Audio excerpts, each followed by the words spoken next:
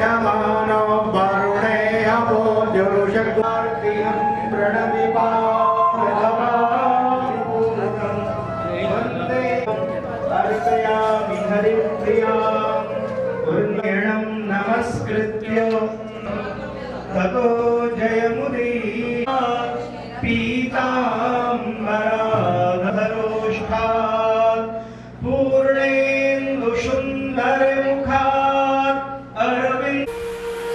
बोलिए गौरी पुत्र गणेश की जय। संतीश्वर प्रेम जी महाराज की जय। माँ कृष्णमयी जी की जय। भगवान भोलानाथ जी महाराज की जय। सियावर रामचंद्र भगवान की जय। पवन सुत हनुमान की जय। उमापति महादेव की जय। राधावर कृष्ण चंद्र महाराज की जय। जी महाराज की जय। गंगा मैया की जय। तीर्थराज प्रयाग की जय। संत समाज की जय। अक्षय वट की जय। भरद्वाज महाराज की जय। त्रिवेणी संगम की जय। जय जय श्री राधे जय जय श्री राधे। एक बार हम कहें दोबारा, आप जितने उपस्थित हैं अपनी वाणी को पवित्र करते हुए सभी प्रभु नाम का जाप करेंगे। श्री कृष्ण गोविंद हरे मुरारे, हे नाथ नारायण वासुदेव। कृष्ण गोविंद हरे मुरारे, हे नाथ नारायण वासुदेव। जीवे पीबस मृत में तुझमें गोविंद दामोदर माधवेति। श्री कृष्ण गोविंद हरे मुरारे, हे नाथ नारायण वासुदेवा।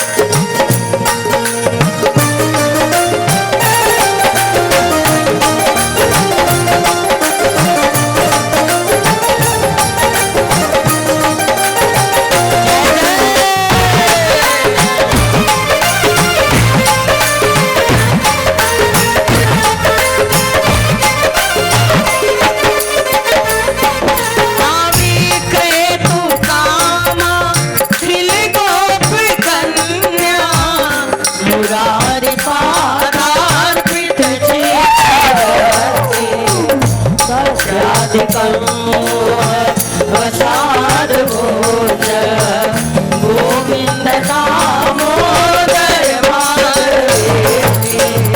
रहे रहे गोप वधूवरम्बा, सर्वे मिलित्वा समवाप्तयोगम्।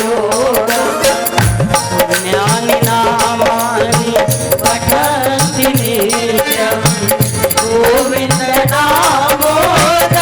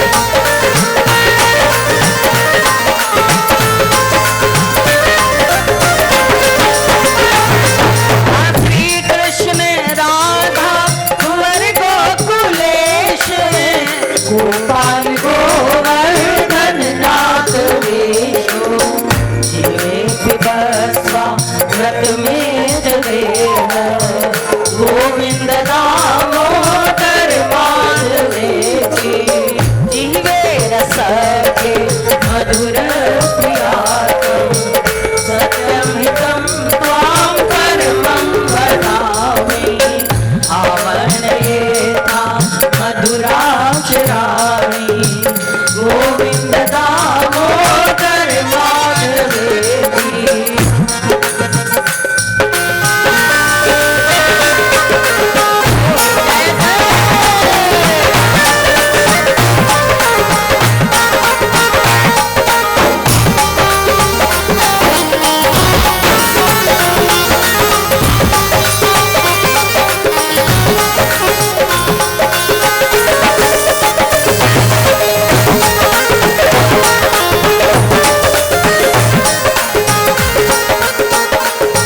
त्वामेव याचे मम देहि जीवे समागते दण्डधरे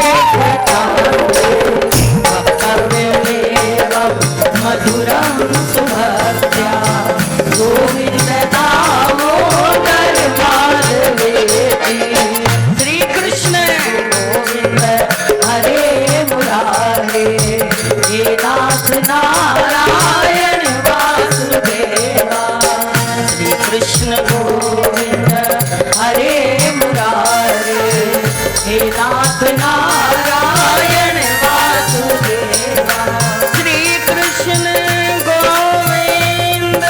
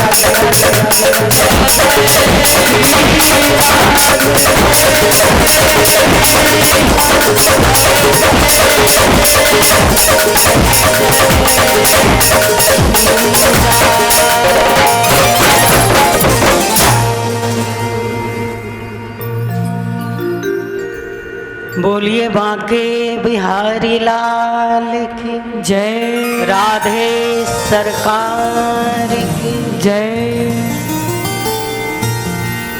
गाइए गणपति जगवंदन गाइए गणपति जगवंदन शंकर सुमन भवानी के नंदन सुमन भवानी के नंदन गाइए गणपति जगवंदन गाइए गणपति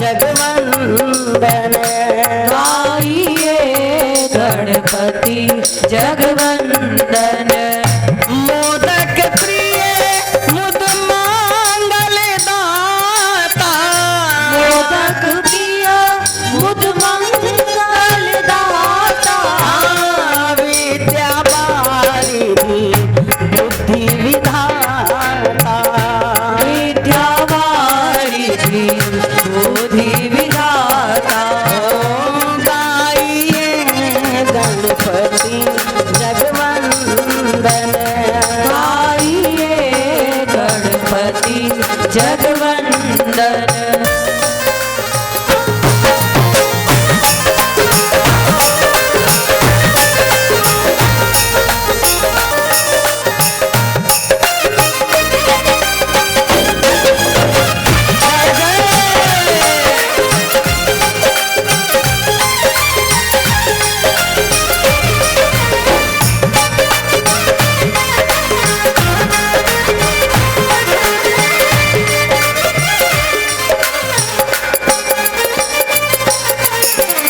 मांगत तुलसीदास कर जोरे गत तुलसीदास कर जोरे मांगत भक्ति प्रिया कर जोरे गत तुलसीदास कर जोरे अरे बसहु राम सिय मानस मोरे राधेशा मानस मोरे बसहु राधे श्याम मानस मोरे बसहु राधेशा मानस मोरे गाइए गणपति जगवंदन गाइए गणपति जगवंदन गाइए गणपति जगवंदन गाइए गणपति जगवंदन बोलिए गौरी पुत्र गणेश की जय एक बार सेट कर करते हैं दाता तेरा हर पल शुक्रिया खुशियाँ जो दी है उसका भी शुक्रिया हम तेरा दिया खाएं तेरे ही गुण गाएं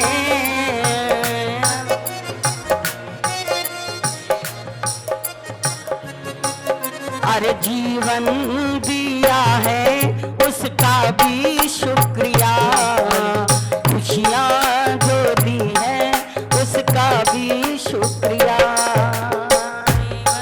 जो दिया है उसका भी शुक्रिया खुशियाँ जो दी है उसका भी शुक्रिया कौन कौन शुक्रिया अदा कर रहा है खुशियाँ जो दी है उसका भी शुक्रिया खुशियाँ जो दी है उसका भी शुक्रिया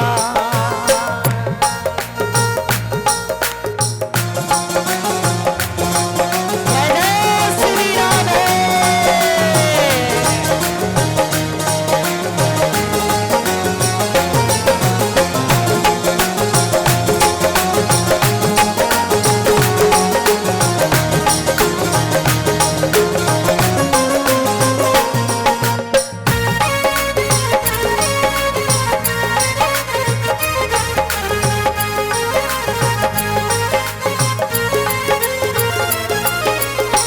जब से देखी तेरी मूरत दिल में उतर गई तेरी सूरत जब से देखी तेरी मूरत दिल में उतर गई तेरी सूरत तेरा दर्शन मुझे मिला मुरझाया फूल खिला तेरा दर्शन मुझे मिला मुरझाया फूल खिला और नजरें जो दी है उसका भी शुक्रिया, खुशियाँ जो दी है उसका भी शुक्रिया, अरे नजरें जो दी है उसका भी शुक्रिया, खुशियाँ जो दी है उसका भी शुक्रिया। जय जय करते हैं बाजी तेरा हर पल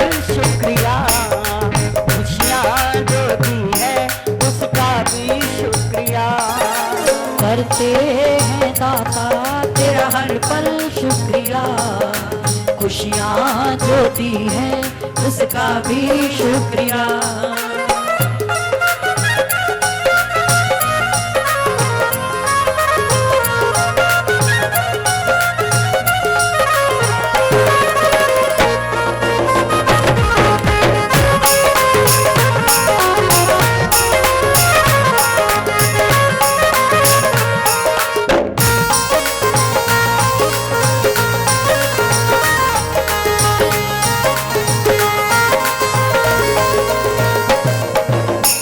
हर पल जुबां पे नाम हो तेरा, तेरा गुणगान करना काम हो मेरा, हर पल जुबां पर नाम हो तेरा, तेरा गुणगान करना काम हो मेरा, तेरा सुमिरन सदा करूं, तेरा ध्यान सदा धरूं, तेरा सुमिरन सदा करूं, तेरा ही ध्यान करूं, अरे वाणी जो दी है उसका भी शुक्रिया, खुशियाँ जो दी है उसका भी शुक्रिया, वाणी जो दी है उसका भी शुक्रिया, खुशियाँ जो दी है उसका भी शुक्रिया। हाँ करते हैं बाजी तेरा हर पल शुक्रिया, खुशियाँ जो दी है उसका भी शुक्रिया, करते हैं बाजी तेरा हर पल शुक्रिया, खुशियाँ जो दी है उसका भी शुक्रिया।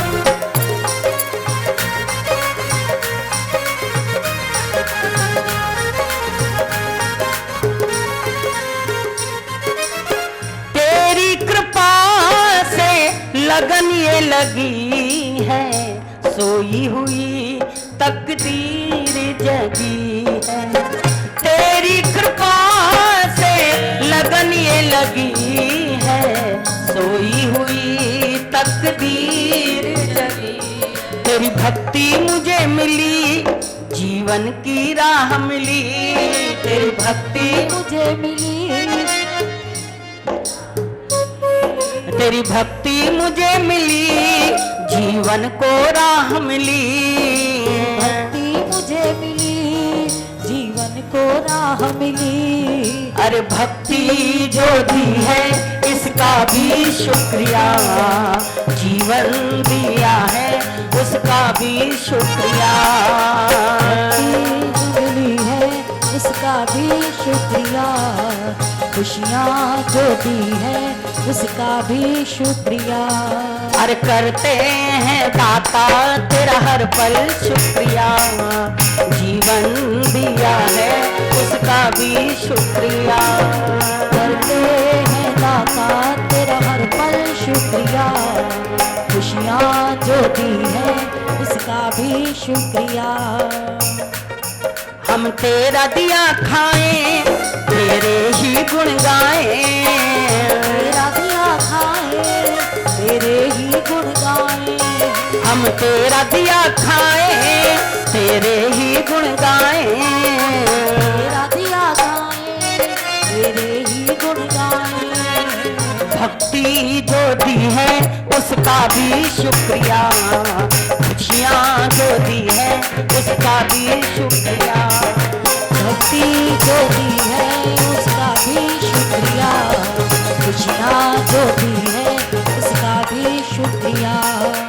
करते हैं बाजी तेरा हर पल शुक्रिया, जीवन दिया है उसका भी शुक्रिया। करते हैं दाता तेरा हर पल शुक्रिया, खुशियाँ जो दी है उसका भी शुक्रिया। बोलिए सच्चिदानंद भगवान जय जय जय श्री राधे। श्रद्धेय उपस्थित सज्जन वृंद, हमारी माताओं तथा बहनों, कल श्रीमद् भागवत महात्मा का हम सबने महत्व सुना। कथा को प्रारंभ करते हुए सूत जी सौनक जी से कहते हैं कि वेद व्यास जी ने बड़ा सुंदर मंगलाचरण किया है। किसी भी कार्य को करने के पहले मंगलाचरण आवश्यक होता है, लेकिन मंगलाचरण में श्री सुखदेव जी महाराज ने, वेद व्यास जी महाराज जी ने किसी भी देवता का नाम नहीं लिया। जो मंगलाचरण करते हैं तो कहते जन्माद्यस्य यतोऽन्वयादि तरतस् चार्थे स्वभिज्ञा स्वराट तेने ब्रह्म हृदय आदि कविये मुह्यन्ति यत् सूर्य तेजो वारि मृदाम यथा विनिमयो यत्र त्रिसर्गो मृखः धाम्ना स्वेत निहस्त कुरुकम धाम्ना स्वेन सदा निरस्त कुरुकम सत्यम पराम धीमहि। किसी भी भगवान का नाम ना लेते हुए ना ब्रह्मा ना विष्णु ना महेश, जो निर्गुण है, निराकार है, अजन्मा है और सत्य स्वरूप है। परमात्मा क्या है? सत्य स्वरूप है, ज्ञान स्वरूप है, आनंद स्वरूप है। उस सत्य स्वरूप परमात्मा की हम वंदना करते। सत्यम परम धीमहि। सत्य ही ईश्वर है और ईश्वर ही सत्य है। धर्म न दूसरे सत्य समाना, धर्म न दूसरे सत्य समाना। आगम निगम पुराण बखाना, आगम निगम पुराण बखाना। सत्य के समान कोई दूसरा धर्म नहीं है। राजा हरिश्चंद्र ने सत्य धर्म का ही पालन किया। महाराजा दशरथ ने सत्य धर्म का ही पालन किया। भगवान राम ने सत्य धर्म का ही पालन किया कि रघुकुल रीत सदा चलिया, रघुकुल रीत चलिया। अरे प्राण जाई पर वचन न जाई, प्राण जाई पर वचन न जाई। लेकिन हम लोग, हमारी रीत क्या है? कलयुग की यही रीत चलिया, वचन जाई पर प्राण न जाई। सब झूठ बोल देंगे। ये भय नहीं लगता है कि मुझे जा करके कहीं किसी को शक्ल भी दिखानी है। इस दुनिया के अतिरिक्त भी कोई और अदालत है जहां पर हमको मुजरिम होकर के खड़ा होना है और हमें उन सारे प्रश्नों का उत्तर देना है। जीवन में किससे डरो? व्यक्ति से नहीं डरो। अगर डरना है तो परमात्मा से डरो, अपने सद्गुरु से डरो, जो हर पल हर क्षण हमको देख रहा है। इसलिए सत्य परमात्मा है। अगर आप सत्य धर्म का पालन कर रहे हैं तो ईश्वर की आराधना है। आज 88,000 ऋषीश्वर कथा में विराजमान। 2-4 नहीं बैठे, 8-10 भी नहीं बैठे, 88,000। और नैमिषारण्य तीर्थ में सूत जी और सौनक जी का संवाद चल रहा है। बड़ा सुंदर। सौनक जी ने सूत जी से बड़े सुंदर 6 प्रश्न किए। बोले, आप पुराणों के, शास्त्रों के, वेदों के, अनेक सदग्रंथों के ज्ञाता हैं। मैं आपसे ये जानना चाहता हूं, मेरा पहला प्रश्न है कि जीव मात्र का कल्याण कैसे हो। दूसरा प्रश्न मेरा यह है कि हम सब अनेक शास्त्रों को, अनेक सदग्रंथों को पढ़ते हैं, लेकिन सबका सार क्या है, तत्व क्या है, मुझे ये बताइए। सूत जानासि भद्रम ते भगवान सात्वतां पति देवक्यां वसुदेवस्य जातो यस्य विचिकीर्षयः। और भगवान श्री कृष्ण किस लिए इस धरणी धरा पर देवकी के पुत्र होकर के, वसुदेव के पुत्र होकर के कृष्ण रूप में अवतार को ग्रहण किया था। चौथा प्रश्न मेरा यह है कि भगवान के कितने अवतार हुए। पांचवा प्रश्न मेरा यह है कि भगवान ने अवतार लेकर के कौन कौन सी लीलाएं की। अंतिम प्रश्न मेरा यह है, ब्रूहि योगेश्वरः कृष्ण ब्रह्मण्ये धर्मवर्मणि स्वाम काष्ठा मधुनोपेते धर्मः कम शरणं गतः। भगवान श्री कृष्ण ने जब यदुकुल का संहार कर दिया और अपने धाम वो पधार गए, तब धर्म ने किसकी शरण ली? ऋषियों के प्रश्न सुन करके सूत जी गदगद हो गए। वाह, क्या सुंदर प्रश्न किया है। क्योंकि प्रश्न करने वाले व्यक्ति के प्रश्न से मालूम हो जाता है ये कितना बुद्धिमान है। कई बारी प्रश्न बड़े उल्टे सीधे आदमी करता है और समझता क्या है उल्टे सीधे प्रश्न करके कि मैं बहुत विद्वान हूं, पंडित जी को फंसा दूंगा। ऐसे उल्टे सीधे प्रश्न करूंगा कि पंडित जी उत्तर ही न दे पाए, संत जी उत्तर ही न दे पाए। जो ऐसे प्रश्न लेकर के आता है वो प्रश्न करने नहीं आता है, वो खुद एक प्रश्न बन जाता है। प्रश्न कर्ता के प्रश्न से मालूम हो जाता है ये किस कोटि का विद्यार्थी है। नहीं तो ऐसे ऐसे प्रश्न करेंगे। महाराज, एक ने पूछा रावण के जूते का नंबर क्या था? रावण के जूते का नंबर क्या था, यह प्रश्न है। एक ने कहा भैया 16 नंबर का जूता था। अब बताओ आगे तुमको मालूम है उनका किस नंबर का जूता था? है?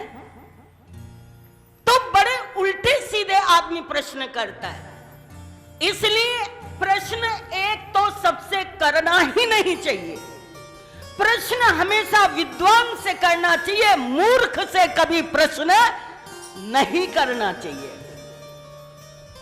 इसलिए भरद्वाज मुनि, याज्ञवल्क जी, भगवान शंकर, माता पार्वती, काकभुसुंडी जी और गरुण जी, तुलसीदास जी और बड़े विद्वान सारे भक्त वेद व्यास जी और सुखदेव जी, परीक्षित ये प्रश्न करता है, अर्जुन और भगवान कृष्ण।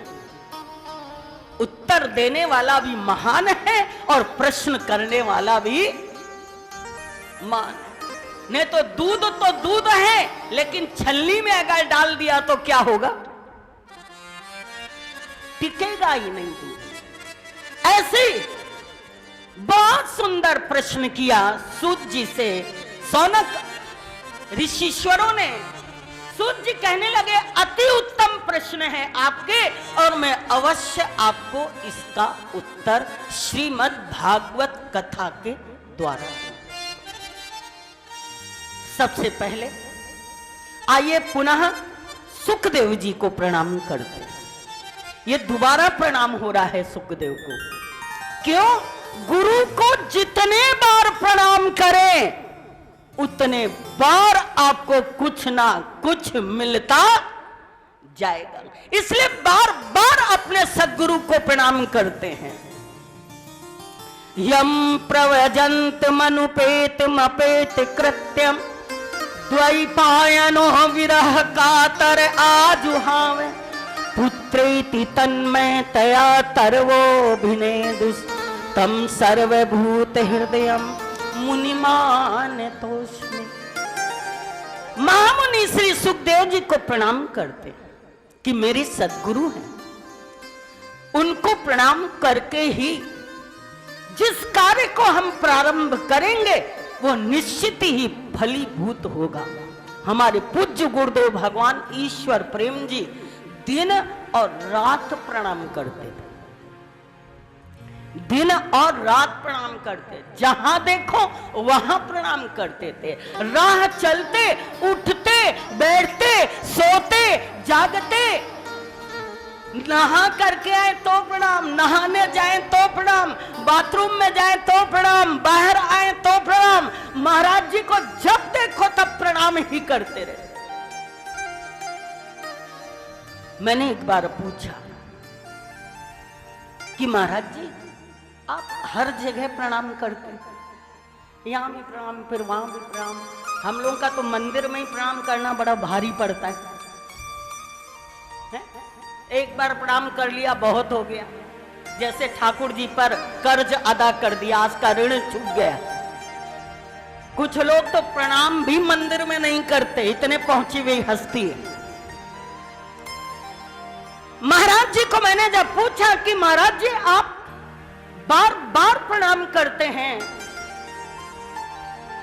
एक बार मैंने क्या किया, देखो महाराज जी प्रणाम करते हैं, शायद भगवान सामने रहता है इसलिए प्रणाम करते हैं। तो महाराज जी इंदौर पधारे, उसके पहले ही मैंने कमरे से सारी फोटो हटा दिया भगवान की।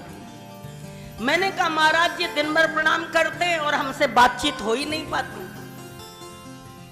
जब देखो थोड़ी देर में फिर प्रणाम, थोड़ी देर में फिर प्रणाम, तो बातचीत तो हमारी हो ही नहीं पाती। हमने सारे भगवान के फोटो, नाथ जी की फोटो जो हमारे कमरे में और भगवान ठाकुर जी बैठे थे, मैंने सब हटा के दूसरे कमरे में रख दी।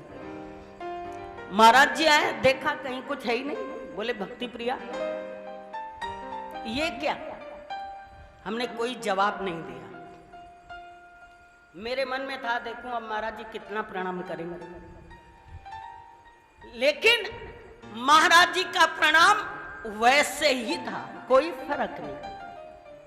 मैंने सोचा, मैंने इसलिए हटाया था कि थोड़ी देर मुझसे बातचीत होगी, लेकिन प्रणाम तो उनका बंद हुआ ही नहीं।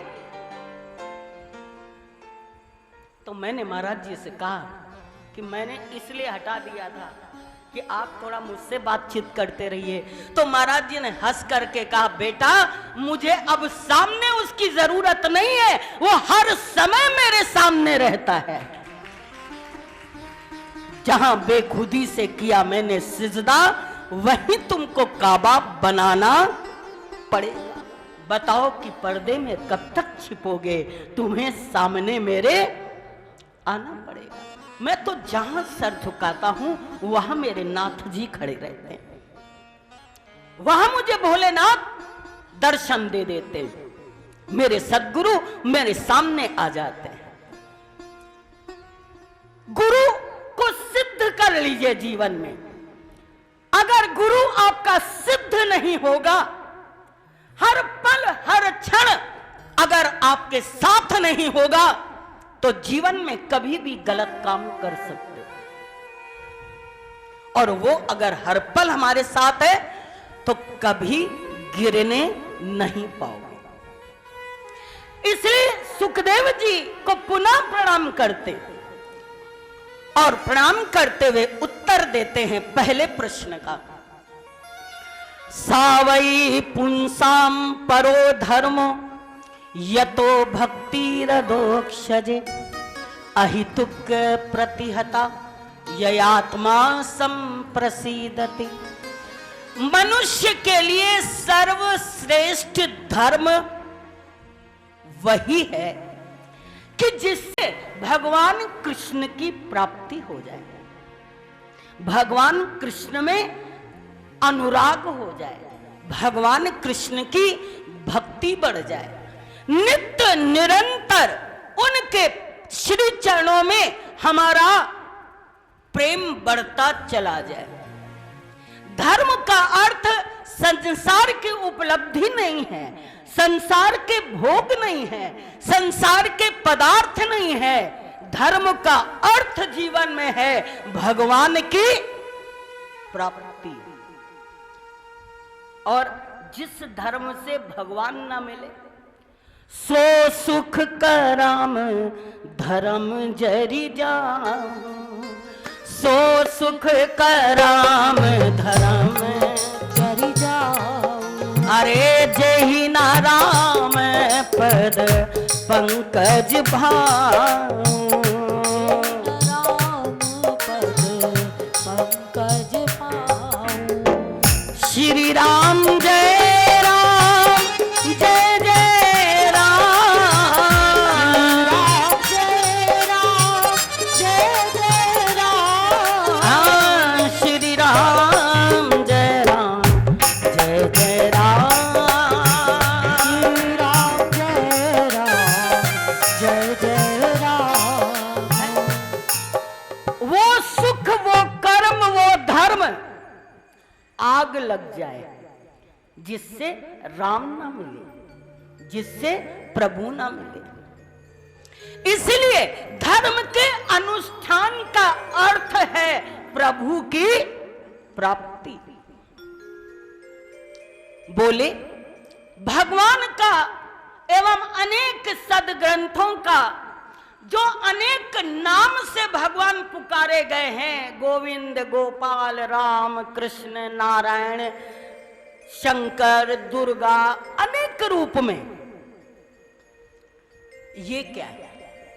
वदन्ति तत्तत्व विदस्तत्वम यज ज्ञान मद्वयम ब्रह्मेति परमात्मेति भगवानीति शब्दते।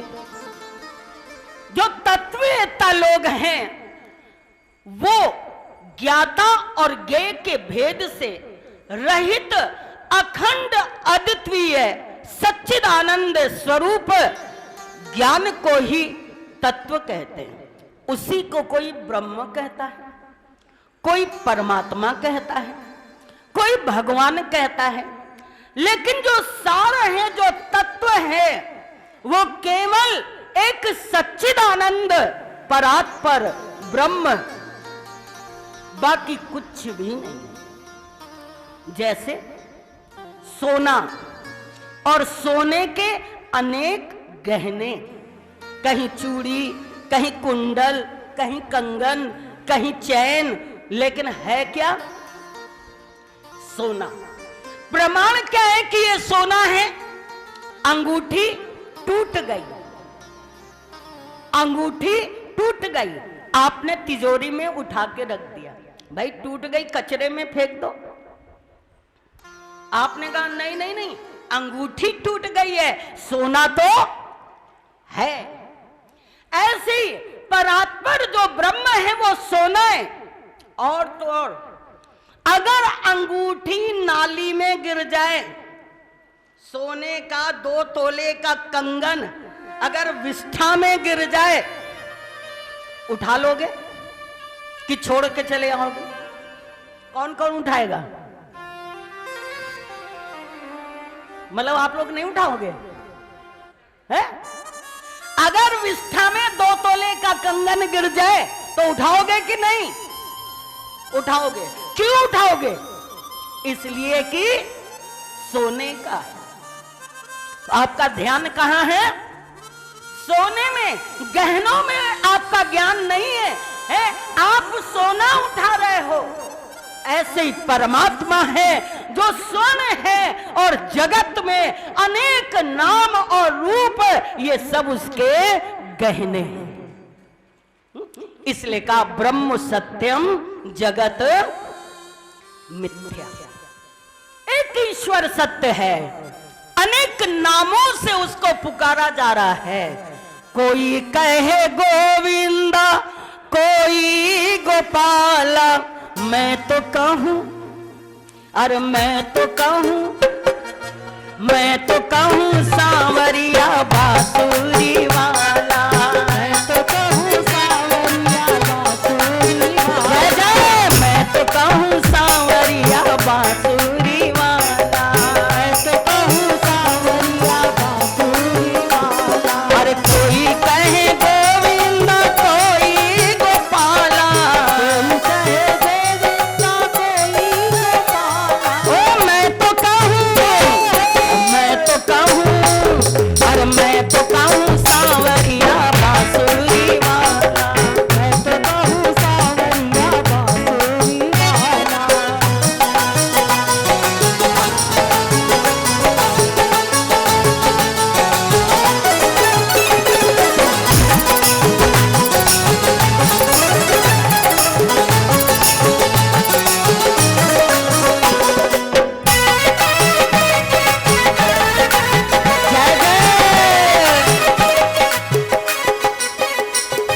राधा ने श्याम कहा, मीरा ने गिरधर, राधा ने श्याम कहा, मीरा ने गिरधर, अरे कृष्णा ने कृष्ण कहा, कुब्जान नटवर, कृष्णा ने कृष्ण कहा, कुब्जान नटवर, अरे ग्वालों ने ग्वाला कह के पुकारा, ग्वालों ने ग्वाला कह के पुकारा, अरे मैं तो कहूं सांवरिया बांसुरी वाला, मैं तो कहूं सांवरिया बांसुरी वाला। अरे कोई कहे गोविंदा, कोई गोपाला, कोई कहे गोविंदा, कोई गोपाला, अरे मैं तो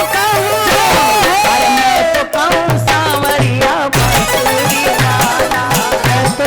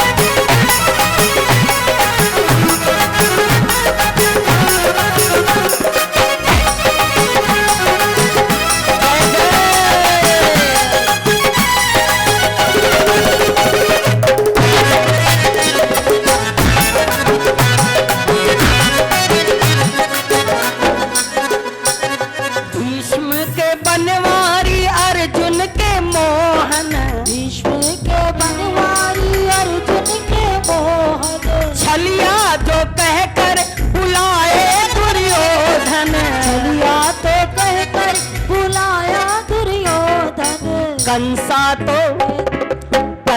तो जल करके कहता था काला, कंसा तो जल करके कहता था काला, अरे कंसा तो जल करके कहता था काला, कंसा तो जल करके कहता था काला। अरे मैं तो कहूँ जय हो, मैं तो कहूँ जय हो, अरे मैं तो कहूँ सावरिया बांसुरी वाला, मैं तो कहूँ सावरिया बांसुरी वाला।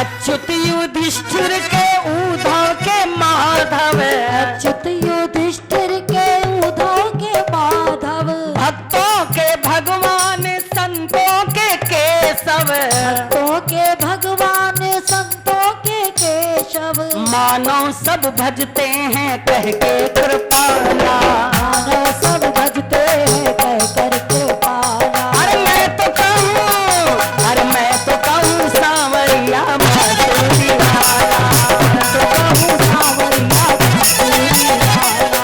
कोई कहे गोविंदा कोई गोपाला, कोई कहे गोविंदा कोई गोपाला, अरे मैं तो कहूँ सावरिया बांसुरी वाला, मैं तो कहूँ सावरिया बांसुरी वाला, ओ मैं तो कहूँ सावरिया बांसुरी वाला। मैं तो कहूँ सावरिया बांसुरी वाला। भगवान के अनेक नाम हैं, अनेक रूप हैं, अनेक लीलाएं हैं, लेकिन परम तत्व एक है। सूत जी कहते हैं परमात्मा ने अपने भक्तों के लिए अनेक अवतार लिए।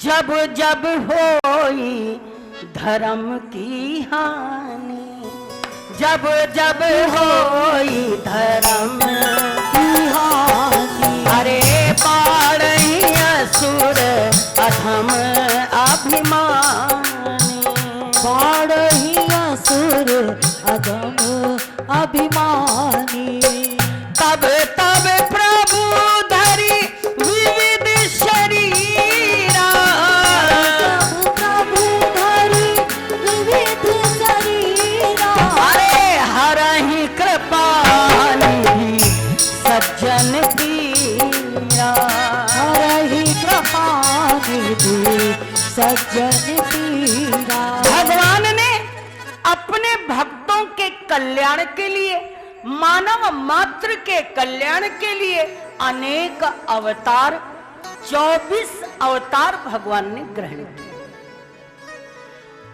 पहला अवतार है सनक सनंदन सनातन सनत कुमार, इन 4 ब्राह्मण के रूप में अवतार लिया।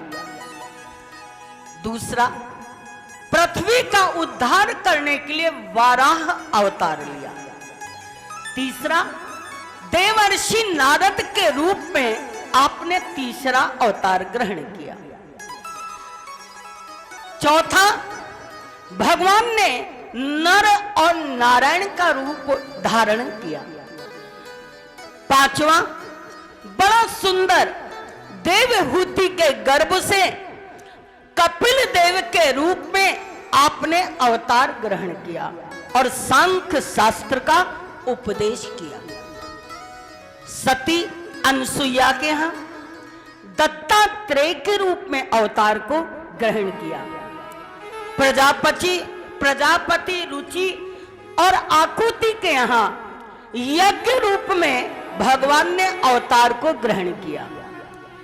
नाभि के यहां ऋषभ देव के रूप में भगवान ने बहुत सुंदर परम हंसों के मार्ग का अनुसरण करते हुए परम हंस अवतार ऋषभ देव का अवतार ग्रहण किया।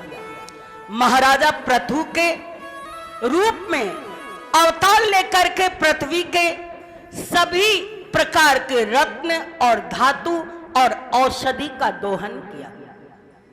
चाक्षुष मनवंतर में जब पृथ्वी समुद्र में डूब रही थी, तब भगवान ने मत्स्य रूप को धारण किया। समुद्र मंथन के समय कच्छप रूप को धारण किया और धनवंतरी के रूप में 13वां अवतार लिया। मोहिनी के रूप में 14 अवतार लिया। भक्त प्रहलाद की रक्षा के लिए नरसिंह अवतार लिया और हिरण्यकश्यप का वध किया। कश्यप मुनि के यहाँ अदिति से वामन अवतार प्रभु ने धारण किया। जब भूमंडल पर क्षत्रिय ब्राह्मणों से द्वेष करने लगे, तब परशुराम के रूप में आपने अवतार लिया और 21 बार क्षत्रियों को उन्होंने बार बार उनका संहार किया। महामुनि पाराशर की पत्नी सत्यवती से व्यास रूप धारण करके वेदों का और श्रीमद् भागवत महापुराण की रचना की, वेदों के भाग किए। राम के अवतार श्री राम का अवतार लेकर के सेतु बंध का निर्माण किया, रावण का वध किया। तथा बलराम का अवतार हुआ, फिर कृष्ण का अवतार हुआ। हंस के रूप में सनकादियों को भगवान का उपदेश दिया। द्वापर के उत्तरार्ध में है गिरि रूप को धारण किया। 24 में मगध देश बिहार में राजा अनुज के यहाँ भगवान बुद्ध के रूप में अवतार को ग्रहण किया। जब कलयुग का अंत निकट होगा, जब राजा प्रायः लुटेरे हो जाएंगे, तब भगवान संभल गांव में विष्णु यश नामक ब्राह्मण के यहाँ अवतार लेकर के और संसार का, जीवों का कल्याण करेंगे। इस प्रकार से अवतारों की दिव्य कथा को सुन करके बहुत ही प्रसन्न होते हैं ऋषि मुनि और पूछने लगे कि मैं आपसे आगे ये जानना चाहता हूं कि कस्मिन युगे प्रवर्तते सीने काकेन हेतुना कुतः संजोतिता कृष्णा कृतवान संगीता मुनि। कहने लगे कि सूत जी महाराज, हम ये जानना चाहते हैं कि भागवत किस युग में लिखी गई, किस स्थान पर लिखी गई, किसकी प्रेरणा से लिखी गई और क्यों लिखी गई। ये मैं 4 बातें आपसे जानना चाहता हूं, क्योंकि इसके पूर्व अनेक शास्त्र हैं, वेद हैं, उपनिषद हैं, फिर भागवत लिखने की आवश्यकता क्यों पड़ी। कहने लगे, ध्यान से सुनिए। द्वापरे समनु प्राप्ते तृतीय युग पर्यये जाता पराशरद्योगी वस्त्याम कलयाहर। सूत कहते हैं, हे ऋषियों, द्वापर के प्रारंभ में वेद व्यास जी का अवतार हुआ। 24 अवतारों में ये 17वें अवतार हैं। इनका नाम कृष्ण द्वैपायन हुआ, क्योंकि ये द्वीप के मध्य में इनका जन्म हुआ था, इसलिए इनका नाम द्वैपायन हो गया। और साथ ही साथ इन्होंने वेदों का विस्तार किया। वेद के 4 भाग कर दिए, अथर्ववेद, समवेद, सामवेद, यजुर्वेद, ऋग्वेद। वेदों के 4 भाग करने के कारण इनका वेद व्यास नाम पड़ गया। पाराशर के पुत्र होने के कारण, सात्वती नंदन होने के कारण इनको पाराशर भी कहा जाता है। और साथ ही साथ इन्होंने 108 उपनिषद लिखे, ब्रह्म सूत्र लिखे, महाभारत जैसे विशाल ग्रंथ का आपने जो है विस्तार किया और महाभारत जैसे ग्रंथ को इन्होंने लिखा, लेकिन इतने शास्त्र और ग्रंथ लिखने के बाद भी इनके मन को संतोष नहीं मिला, मन को शांति नहीं मिली, मन उदास रहता था, मन खिन्न रहता था। तब एक दिन ये सरस्वती नदी के किनारे बड़े खिन्न मन से, उदास मन से बैठे हुए थे। अनायास नारद जी आ गए। नारद जी ने जब वेदव्यास को उदास देखा और खिन्न मन देखा, अरे आप उदास क्यों हैं? इतने चिंतित क्यों हैं? इतने परेशान क्यों हैं? कहने लगे, मुनि मैं स्वयं इस कारण को नहीं खोज पा रहा हूं कि मेरे असंतोष का कारण क्या है, मेरी असंतुष्टि का कारण क्या है, मेरे मन की खिन्नता का कारण क्या है, मैं क्यों उदास हूं, मैं क्यों परेशान हूं। नारद जी कहने लगे कि विचार करिए। वेदव्यास जी कहते मैंने क्या नहीं किया, सबके कल्याण के लिए उपनिषद, महाभारत, ब्रह्म सूत्र, वेदों के 4 भाग मैंने सब कर दिया, लेकिन मेरे मन को संतोष नहीं। कहने लगे नारद जी एक बात कहूं? बोले हाँ। बोले आपने सब कुछ किया, लेकिन भगवान की लीला कथा का गान नहीं किया, भगवान की लीला कथाओं का रसपान नहीं किया। जब तक भगवान की लीला कथा नहीं सुनोगे, जब तक भगवान की लीला का गान नहीं करोगे, उसका गुणानुवाद नहीं करोगे, तब तक आपके मन को शांति नहीं मिलेगी। ये मेरा अनुभव है। नारद जी कहते हैं मैं पिछले जन्म में दासी पुत्र था, बहुत गरीब, बहुत निर्धन, मेरे पास कुछ भी खाने के लिए नहीं था। संसार में अगर थी मेरी कोई तो एक मेरी मां। एक बार एक संत आए चातुर्मास करने के लिए, मैं नित्य उनका सत्संग और कथा सुनने लगा। कथा सुनते सुनते मेरा उन संतों के चरणों में इतना अनुराग हो गया कि मैं कथा भी सुनता था, उनकी सेवा भी करता था। जूठे बर्तन मांज देता था, जूठी पत्तलों में जो कुछ बच जाता था वो भोजन कर लेता था। और कहीं भी मैं पड़ा रहता था, झाड़ू निकाल देता था, बर्तन मांज देता था, संतों की सेवा कर देता था, क्योंकि सेवा से अहंकार समाप्त होता है, सेवा से आत्म शुद्धि होती है, सेवा से मन की मैल मिट जाती है, सेवा से बड़े से बड़े प्रारब्ध हमारे कट जाते हैं। चैलेंज की बात है, आप कुछ ना करो, केवल इस आंगन की झाड़ू लगा दिया करो, देखिए आपका भाग्य बदल जाएगा। शबरी ने राम को पाया था केवल अपने सद्गुरु के मार्ग में झाड़ू लगाती थी और राम का दर्शन हो गया। आज सवाल उठता है झाड़ू लगाए कौन? हमारे महाराज जी स्वयं झाड़ू लगाते थे, हमारे महाराज जी स्वयं अपने हाथों से ये जो मंदिर के पत्थर लगे हैं, महाराज जी अपने हाथों से घिसते थे। अपने गुरु दरबार की बहुत सेवा करते थे। है? आज नारद जी ने कहा कि सेवा मैं करता था संतों की, करते करते मेरा मन पवित्र हो गया।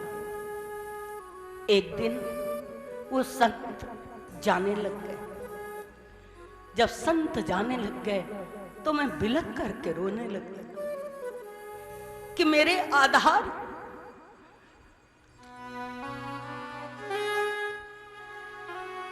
इन संतों की सेवा थी, इनका सत्संग था।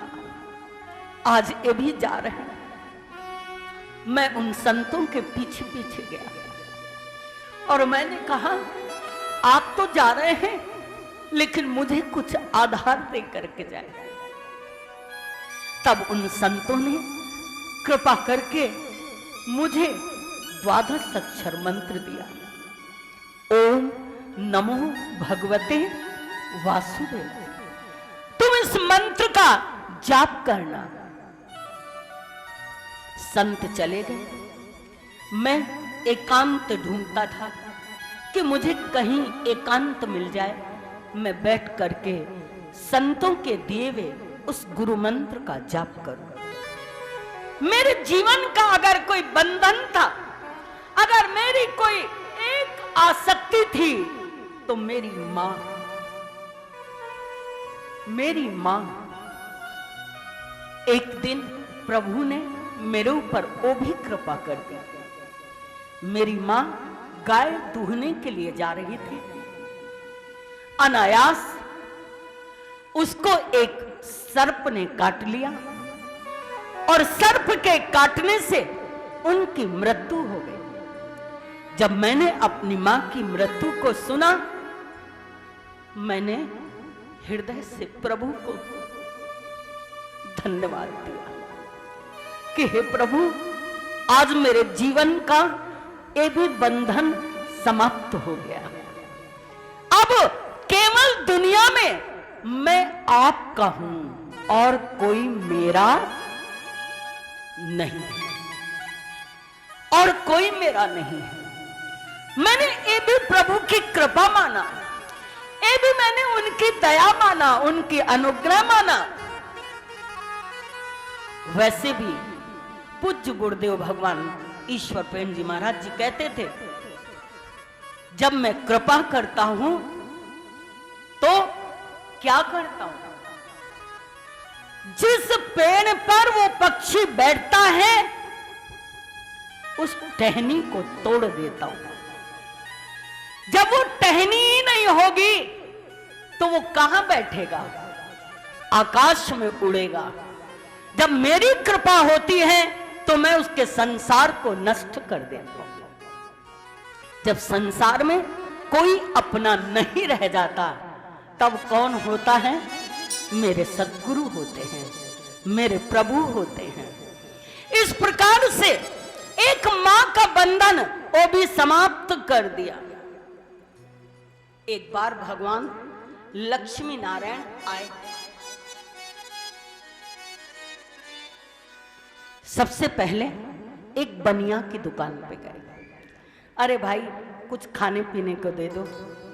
बनिया बोला आगे जाओ, आगे। बोले जाओ दिन दूने रात चौगने। फिर भगवान गए एक गरीब ब्राह्मण की झोपड़ी में।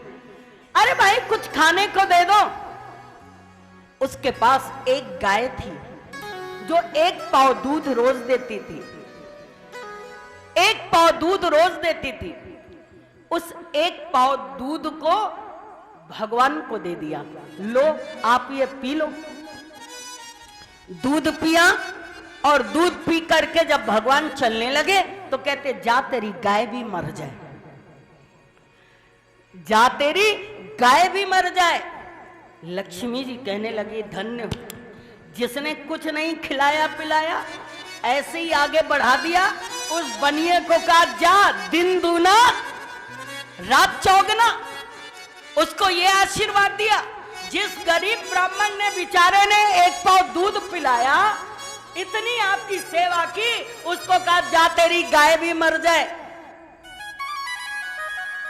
भगवान बोले लक्ष्मी क्या करना चाहिए था? अरे उल्टा आशीर्वाद देना चाहिए था। बनिया को कहते जा तेरी दुकान भी जल जाए, और ब्राह्मण को कहना था जा तू दिन रात दिन दूना रात चौगना। भगवान बोले नहीं, ये तो मेरे पास आने वाला है, अगर बीच में कोई बाधा है तो थोड़ी सी गाय है। ये कभी कभी सोचता है कि मैं मर जाऊंगा तो मेरी गाय का क्या होगा? तो मैंने मरने के पहले ही इसके गाय का बंधन भी हटा दिया, जा तेरी गाय भी मर जाए। अब तो ये केवल मेरा है, मेरे अतिरिक्त इसका दुनिया में कोई नहीं है। नारद जी कहते हैं मेरे ऊपर प्रभु की कृपा हुई और मेरी मां भी मर गई। संतों ने मुझे जो मंत्र दिया, मैं एकांत में बैठ करके उसका जाप करने लगा और जाप करते करते धीरे धीरे सनही सनही मेरे हृदय में प्रभु की भक्ति, प्रभु का प्रेम जागृत होने लगा। और साथ ही साथ मैं निरंतर एक लालसा अपने हृदय में रखता था कि मुझे प्रभु का दर्शन हो जाए, मुझे प्रभु से मिलन हो जाए, मैं प्रभु को एक बार केवल देख लूं। लेकिन मेरी ये लालसा, मेरी ये जिज्ञासा, मेरा ये प्रेम नाम जप करते करते ओम नमो भगवते वासुदेव, अपने गुरु मंत्र को निरंतर जपते रहना चाहिए। हृदय शुद्ध होता है, हृदय पवित्र होता है।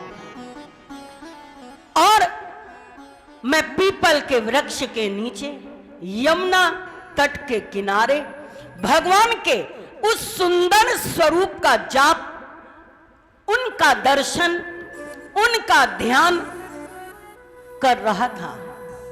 अचानक एक दिन एक बिजली सी कौंध गई और एक क्षण के लिए मुझे उसका दर्शन प्राप्त हुआ। जैसे मुझे उसका दर्शन मिला, मैं विह्वल हो गया, मैं व्याकुल हो गया, मैं कांप उठा। लेकिन एक क्षण में ही वो लुप्त हो गया। मैं रोने लगा, जैसे किसी कंगाल को धन मिले और छीन लिया जाए, वैसे मेरी स्थिति हो गई। मैं व्याकुल होकर के जब तड़पने लगा, रोने लगा, तो एक दिव्य आकाशवाणी हुई कि ध्यान से सुन लो, ये जो मेरा दर्शन तुम्हें मिला है, ये उन संतों के दर्शन का, उनके आशीर्वाद का ये फल है। जो तुमने संत सेवा किया है, जो तुमने भागवत कथा सुनी है, जो तुमने उनका ध्यान किया है, अल्पकालीन बहुत थोड़े समय जो तुमने संत सेवा किया है, उसके परिणाम स्वरूप तुम्हें मेरा दर्शन प्राप्त हुआ है। लेकिन अब इस जन्म में तुम्हें दोबारा मेरा दर्शन प्राप्त नहीं होगा। अब अगले जन्म में तुम इस शरीर को छोड़ करके मेरे पार्षद बनोगे और अभी तुम दासी पुत्र हो, अगले जन्म में तुम ब्रह्मा जी के पुत्र बन जाओगे। अभी तुम्हें एक क्षण मेरा दर्शन मिला है, फिर तुम हर पल मेरा दर्शन करोगे, हर क्षण मेरा दर्शन करोगे। ऐसी संतों की कृपा होगी। सठ सुध रही सत संगति पाई, सठ सुध रही सत संगति पाई, सठ सुध रही सत संगत पाई, सठ सुध रही सत संगति पाई। अरे पारस परस कुधातु सुहाई, पारस परस कुधातु सुहाई। आज बड़े से बड़े दुष्ट, बड़े से बड़े पापी भी संतों के संग से तर जाते हैं। धनुर्दास नाम के एक भक्त थे। एक बार वो श्री रंगनाथ के मंदिर में जा रहे थे दर्शन करने। बड़ी भीड़ उनके पीछे चली जा रही थी। धनुर्दास की पत्नी ने कहा आप भी चलो, आप भी चलो। धनुर्दास गए, लेकिन भगवान की तरफ मुंह नहीं है, मुंह अपनी पत्नी की तरफ और पीठ है भगवान की तरफ। भीड़ में बड़ी विचित्र अवस्था, छाता लिए अपने पत्नी के सिर पर लगाए और पीठ भगवान रंगनाथ की तरफ और मुंह जो है पत्नी की तरफ। लोग देख रहे थे, ये अजीब आदमी सब भगवान का दर्शन करता है और ये अपनी पत्नी का ही दर्शन कर रहा है, ऐसा भगत तो मैंने देखा ही नहीं। सारी भीड़ पहुंच गई भगवान के मंदिर में, वो भी पहुंच गए। तब कुछ भक्तों ने रामानुजाचार्य से कहा, महाराज ये पता नहीं विचित्र आदमी है, सब लोग देख रहे हैं भगवान को और ये देख रहा है अपनी पत्नी को, ये भगवान की तरफ पीठ करके चल रहा है। रामानुजाचार्य जी ने कहा, पूछते हैं, बुलाया धनुर्दास को।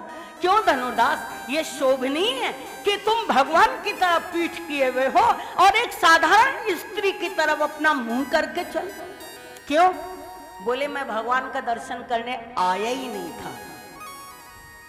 बोले फिर कहाँ आए थे? बोले वो पत्नी मेरी ले आई। फिर बोले फिर पत्नी के तरफ मुंह क्यों कियो? बोले इसलिए कि मेरी पत्नी बहुत सुंदर है और मैं सुंदरता का पुजारी हूं। मैंने सोचा मेरी पत्नी कहीं धूप में काली ना हो जाए, इसका कहीं रंग रूप ना उड़ जाए, इसलिए मैं छाता लगा के अपनी पत्नी को संभालते हुए ले जा रहा हूं। धनुर्दास, अगर इससे सुंदर कोई मिल जाए तो? इससे सुंदर दुनिया में कोई है ही नहीं। कहा नहीं, दिल लगा गधी से तो परी क्या चीज है। अगर गधी से प्रेम हो जाए तो परी भी उसके आगे कुछ नहीं है? ऐसे ऐसे प्रेम होते हैं, देख करके लगता है यार क्या देख करके प्रेम किया है। कभी कभी हम लोगों को बड़ा आश्चर्य होता है, भैया इनके लव मैरिज है, भैया क्या देख के प्रेम किया है, कुछ समझ में नहीं आता। लेकिन प्रेम करने वाले से पूछो तो उसके लिए उसके जैसा दुनिया में अमिताभ बच्चन कोई है ही नहीं है, जो कुछ है वही है। तो धनुर्दास बड़े जो है कहने लगे बहुत सुंदर है, इसलिए मैं इससे प्रेम करता हूं। बोले इससे सुंदर अगर मिल जाए तो? बोले है ही नहीं। बोले दिखा दूंगा।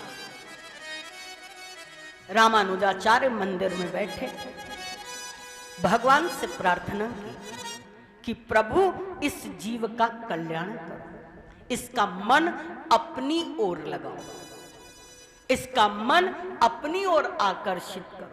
ये जीव है, ये संसार की ओर खिंच रहा है। भक्तों की प्रार्थना भगवान स्वीकार करते। रात भर प्रार्थना किया रामानुजाचार्य ने। धनुर्दास को बुलाया, आओ मेरे साथ देखो। धनुर्दास भगवान को देखते। जब ठाकुर जी को देखा तो ठाकुर जी हैं तो वैसे भी सुंदर, और जब सुंदर बन जाते हैं तब और क्या पूछना। सुंदरता कहूँ सुंदर करही, सुंदरता कहूँ सुंदर करही, छवि ग्रह दीप शिखा जनु बरही, छवि ग्रह दीप शिखा जनु बरही। अरे सुंदरता को भी जो सुंदर बनाने वाले हैं वो प्रभु, जब धनुर्दास ने उनको देखा तो पागल हो। इतने सुंदर मैंने तो देखा ही नहीं था। मुझे लगता था संसार बहुत सुंदर है, लेकिन संसार बनाने वाला उससे कई गुना ज्यादा सुंदर है। एक बार अगर वो दिख जाए तो संसार फीका हो जाएगा। जब तक वो नहीं दिखा है तब तक संसार के पीछे पागल हो, तब तक संसार के पीछे भाग रहे हो। धनुर्दास रामानुजाचार्य के चरण पकड़ लेता है, महाराज आज आपने मेरा जीवन कृतकृत्य कर दिया। रामानुजाचार्य कहते हैं मैं तुम पर बहुत प्रसन्न हुआ कि तुमने झूठ नहीं बोला, सच बोला। और सच का ये परिणाम है कि आज प्रभु की कृपा तुम्हारे ऊपर हो गई। आज नारद जी कहते हैं ये संतों की कृपा है। वेदव्यास जी, मेरे हाथ में जो वीणा है इसका नाम है देवदत्त वीणा, और ये वीणा मुझे स्वयं प्रभु ने दिया है। देवदत्त मिमाम वीणा स्वर ब्रह्म विभूषिताम मूर्छित्वा हरि कथा गायमानश्चराम्य। इस वीणा को लेकर के मैं निरंतर प्रभु का गुणानुवाद गाते हुए भ्रमण करता रहता हूँ, विचरण करता रहता हूँ। कहा तो एक क्षण भगवान मिला था, आज सद्गुरु की और संतों की ऐसी कृपा हो गई, मैं जब चाहूं बैकुंठ चला जाऊं, जब चाहूं शिवलोक चला जाऊं, जब चाहूं गोलोक चला जाऊं, बिना रोक टोक मुझे हर जगह की वीजा मिल गई, हर जगह की वीजा मिल गई। मैं जहां जाना चाहूं वहां चला जाऊं। ये नारद जी ऐसे हैं, अतल लोक भी, सुतल लोक भी, पाताल लोक भी, स्वर्ग लोक भी, ब्रह्म लोक भी, गोलोक भी, बैकुंठ लोक भी, नारद जी हर जगह चले जाते हैं। ये सब क्या है? अरे जागे रे भाग्य मेरे जागे, संतों के संग नाता जोड़ के, ओ संतों के संग नाता जोड़ के। जागे रे भाग्य मेरे जागे, संतों के संग नाता जोड़ के, हो संतों के संग नाता जोड़ के।